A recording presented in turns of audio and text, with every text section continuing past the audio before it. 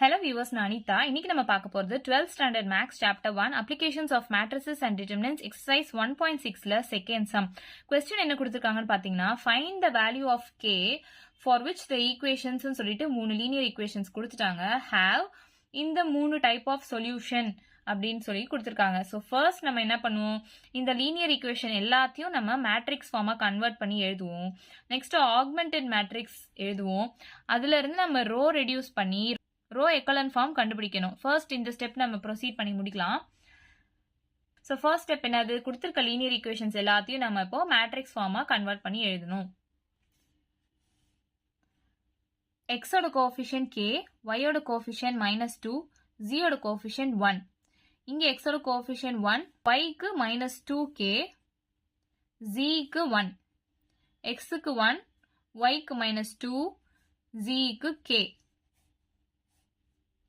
So x, y, z is equal to இந்த constant terms equal toக்கு அந்த பக்கம் இருக்கணும். இந்த constant terms இந்த பக்கம் ஏதாச்சும் constant இருந்துச்சுன்னா அதை இந்த பக்கம் கொண்டு வந்துட்டு அதுக்கப்புறம் நம்ம எழுதலாம். இப்போ வந்து 1 -2 1 இது எந்த ஃபார்ம்ல இருக்குன்னு பாத்தீங்கன்னா ax is equal to b ஃபார்ம்ல இருக்கு.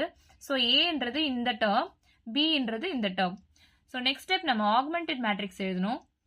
ஆக்மெண்டட் மேட்ரிக்ஸ்னா a bar b. So a ஓட வேல்யூ இங்க எழுதிக்கலாம். k -2 1 1 -2k 1 1 -2k.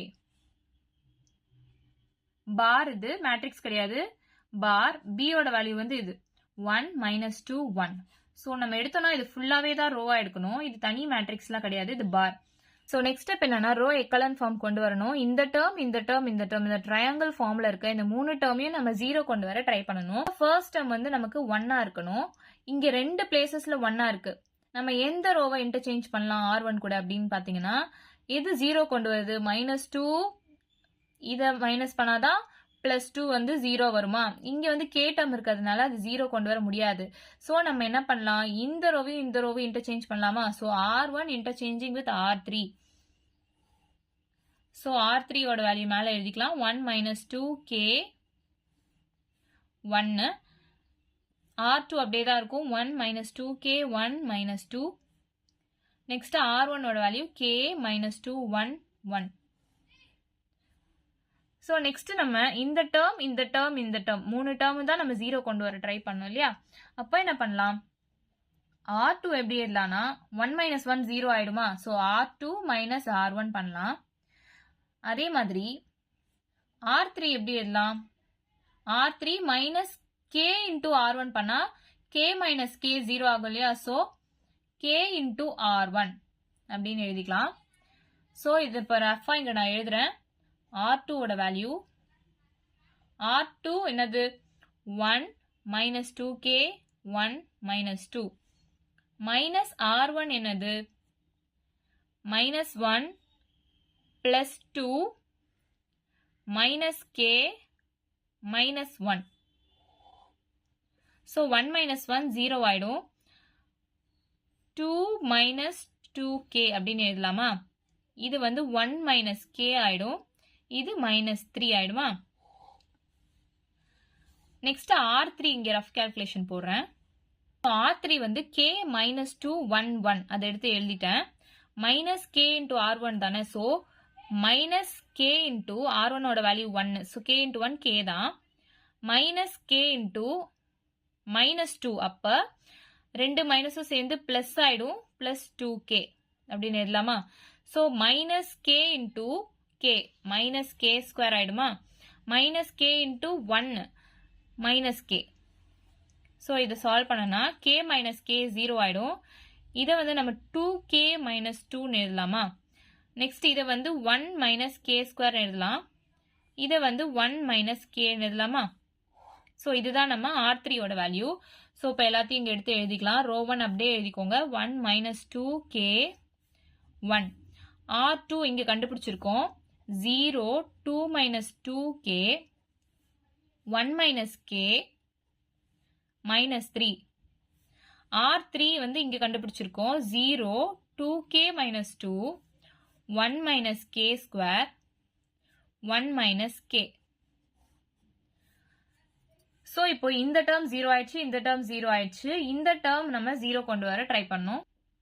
அப்போ இங்க +2 இருக்கு, இங்க -2 இருக்கு. ரெண்டுத்தையும் ஆட் பண்ணா 0 ஆகுமா? அதே மாதிரி இங்க -2k இருக்கு, இங்க +2k இருக்கு. சோ ரெண்டுத்தையும் ஆட் பண்ணா 0 ஆகுமா? சோ இந்த டேர்ம் 0 ஆகணும்னா ரெண்டு ரோவையும் ஆட் பண்ணா 0 ஆயிடுது இல்லையா? சோ அப்போ R3 எப்படி எழுதலாம்னா R3 + R2 அப்படின்னு எழுதலாமா?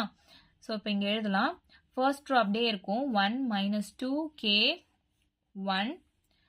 செகண்ட் ரோ அப்படியே இருக்கும், 0 2 - 2k 1 - k -3. தேர்ட் ரோ தான் நம்ம என்ன பண்ணிருக்கோம், R3 + R2 பண்ணிருக்கோம். அப்போ 0 + 0 0 தான். 2k - 2kவும் 0 தான். -2 + 2 0 தான். ஸோ 0 எழுதியாச்சா? நெக்ஸ்ட் 1 - k² + 1 - k இங்க எழுதுறேன் ரஃபா. 1 - k² + 1 - k. அப்போ 1 + 1 2 -k² - k. இந்த டேர்ம் இங்க வருதா? சோ இதை இங்க எழுதிக்கலாம். 2 - k² - k. நெக்ஸ்ட் இந்த டேர்மையும் இந்த டேர்மையும் ஆட் பண்ணோம் இல்லையா? சோ இங்க ரஃபா போடுறேன். 1 - k + -3. சோ அப்படியே தான் வரும். 1 - 3 வந்து -2 - k அப்படின்னு வருதா? சோ -2 - k வை இங்க எழுதலாம். இப்போ நமக்கு ரோ எக்கலான் ஃபார்ம் வந்துருச்சா? 1 2 3 இந்த மூணு டேர்மும் 0 ஆயிடுச்சு. கொஸ்டின்ல என்ன கொடுத்துருக்காங்கன்னா find the value of K அப்படின்னு கொடுத்துட்டு இந்த மூணு கண்டிஷன்ஸ் கொடுத்துருக்காங்க. அப்போ கே என்ன வேல்யூவா இருந்தா நோ சொல்யூஷன் கிடைக்கும், கே என்ன வேல்யூவா இருந்தா யூனிக் சொல்யூஷன் கிடைக்கும், கே என்ன வேல்யூவா இருந்தா இன்ஃபினிட்லி மெனி சொல்யூஷன் கிடைக்கும்ன்றத நம்ம கண்டுபிடிக்கணும். இந்த ஈக்குவேஷன்ஸ்லாம் நம்ம ஃபர்தரா சிம்பிளிஃபை பண்ணி எழுதுனா நமக்கு சால்வ் பண்றதுக்கு ஈஸியா இருக்கும் இல்லையா? ஸோ நம்ம இது எப்படி எழுதலாம்னா இந்த பெரிய ஈக்குவேஷன்ஸ் ஃபர்ஸ்ட் எடுத்துக்கலாம். 2 - k² - k. இதை எப்படி எழுதலாம்னா மைனஸை காமனா எடுத்துக்கோங்க. அப்போ k² + k -2 வரும். அப்போதான் இங்க -k² ஆச்சா? -k இருக்கு, so minus into plus -k இருக்கா?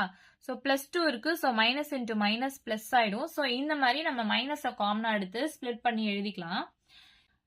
ஸோ இந்த ஈக்குவேஷனை நம்ம இப்போ சிம்பிளிஃபை பண்ணி எழுதணும் அப்படின்னா -2 எடுத்துக்கோங்க. இந்த மைனஸ் கோஎஃபிஷியன்ட் வந்து 1 இருக்கு இல்லையா? ஸோ +1 நமக்கு வரணும். அப்போ 2 × 1 2. இங்க எந்த சைனை நம்ம மாத்தினா இங்க +1 வரும் அப்படின்னு பாத்தீங்கன்னா இந்த சைன். ஸோ 2 × -1 வந்து -2 ஆயிடுது. 2 - 1 வந்து +1 ஆயிடுது. ஸோ இங்க இதோட கோஎஃபிஷியன்ட் ஆயிடுதா? ஸோ அந்த மாதிரி நம்ம இங்க சைன் சூஸ் பண்ணி எழுதிக்கணும். ஸோ நம்ம இப்போ எப்படி எழுதலாம்னா -k + 2 × k - 1 அப்படி எழுதலாமா?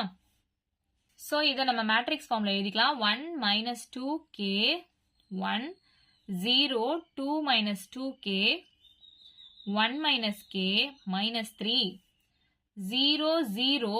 இந்த டேர்ம் தான் நம்ம இப்போ சிம்பிளிஃபை பண்ணி எழுதியிருக்கோம். -k + 2 × k - 1. இங்க -2 - k. ஸோ இங்கெல்லாம் நெகட்டிவ் சைன் இருக்கு. நம்ம நெகட்டிவ் சைனை வந்து நம்ம பாசிட்டிவா மாத்தினா சால்வ் பண்ண ஈஸியா இருக்கும். ஸோ R3 வந்து நம்ம என்ன பண்ணலாம், -R3 அப்படின்னு போடலாம். ஸோ ரோ 1 அப்படியே எடுத்து எழுதிக்கோங்க. 1 - 2k bar 1 0. இதையும் நம்ம சிம்பிளிஃபை பண்ணி எழுதுறதுனா எழுதலாம். 2 காமனா எடுத்தோம்னா 1 - k அப்படின்னு இருக்கும். ஸோ 2 காமனா எடுத்து 1 - k எழுதிக்கோங்க. இங்கே 1 - k இருக்கு இல்லையா? ஸோ அந்த மாதிரி ஃபார்ம்ல எழுதிக்கலாம். நெக்ஸ்ட் -3 0 0. இப்போ R3 தான் நம்ம -R3 எடுத்திருக்கோம். அப்போ இங்க மைனஸ் சைன் இருக்கு இல்லையா? இது போயிடும். ஸோ k + 2 × k - 1 அப்படின்னு எழுதிக்கலாமா? இந்த டேர்ம்லயும் 2 மைனஸ் இருக்கு, அதுவும் போயிடும். ஸோ k + 2 அப்படின்னு நம்ம எழுதிக்கலாமா? கொஸ்டின் என்ன கொடுத்திருக்காங்கன்னா find the value of k அப்படின்னு கொடுத்திருக்காங்க. இந்த k ஓட வேல்யூ என்னவா இருந்தா no solution, unique solution, infinitely many solutions கிடைக்கும் அப்படின்றத நம்ம கொஸ்டின்ல கேட்டிருக்காங்க.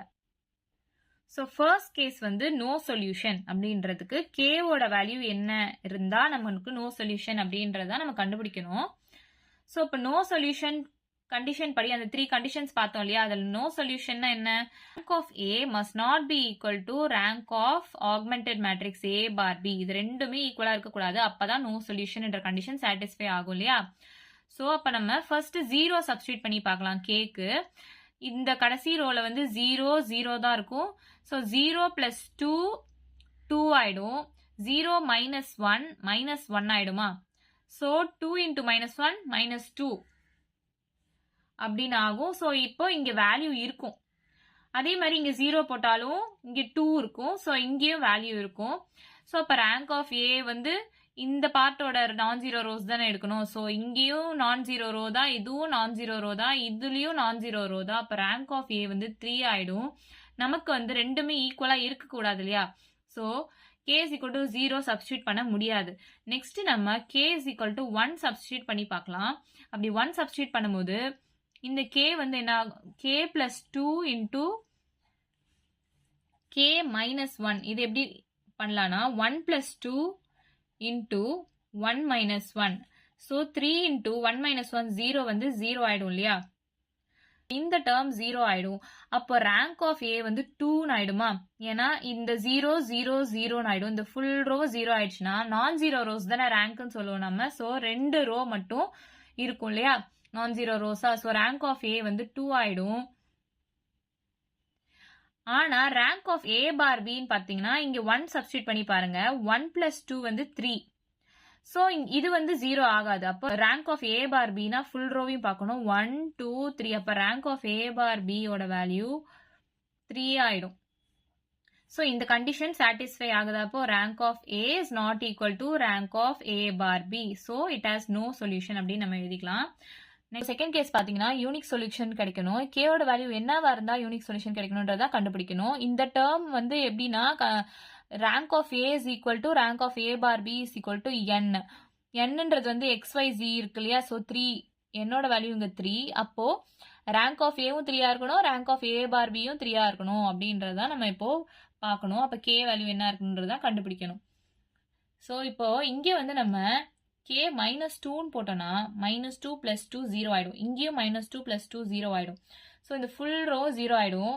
அப்போ நான் ஜீரோ ரோஸ் வந்து 2 தான் இருக்கும். இப்போ rank of A rank of A bar B ரெண்டுமே 2 ஆயிடும். அப்போ இந்த கண்டிஷன் சாட்டிஸ்ஃபை ஆகாது. ஏன்னா என்னோட வேல்யூ 3. அதனால k ஓட value should not be equal to minus 2. அதே மாதிரி k ஓட வேல்யூ இங்க k minus 1 இருக்கு இல்லையா. ஸோ k ஓட வேல்யூ 1 இருந்துச்சுன்னா 1 minus 1 0 ஆயிடும். ஸோ இந்த டேர்ம் ஃபுல்லா 0 ஆயிடும். அப்பவே உங்களுக்கு ரேங்க் ஆஃப் ஏ வந்து 1 2 மட்டும்தான் இருக்கும்.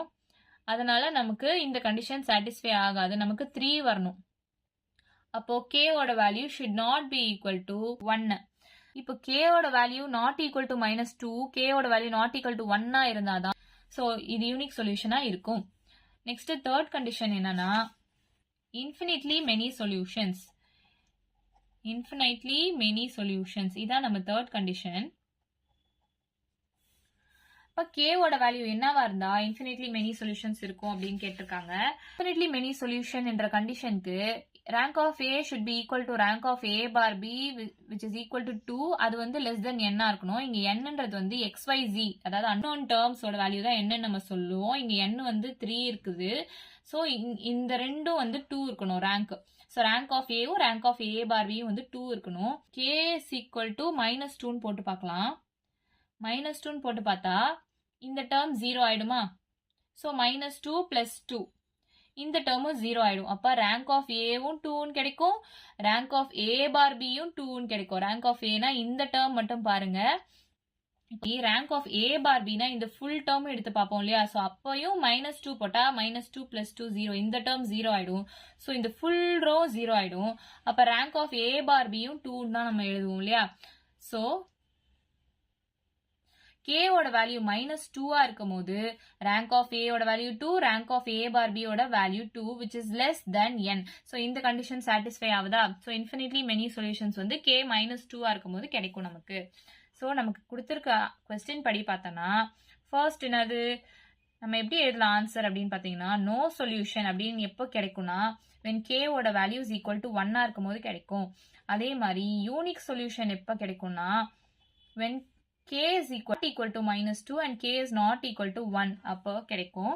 அதே மாதிரி infinitely many solutions எப்ப கிடைக்கும்னா when k is equal to -2. இதான் நம்ம சம். ஏதாச்சும் டவுட் இருந்தா கமெண்ட் பண்ணுங்க. வீடியோ பிடிச்சிருந்தா லைக் பண்ணுங்க, ஷேர் பண்ணுங்க, சப்ஸ்கிரைப் பண்ணுங்க. தேங்க்யூ.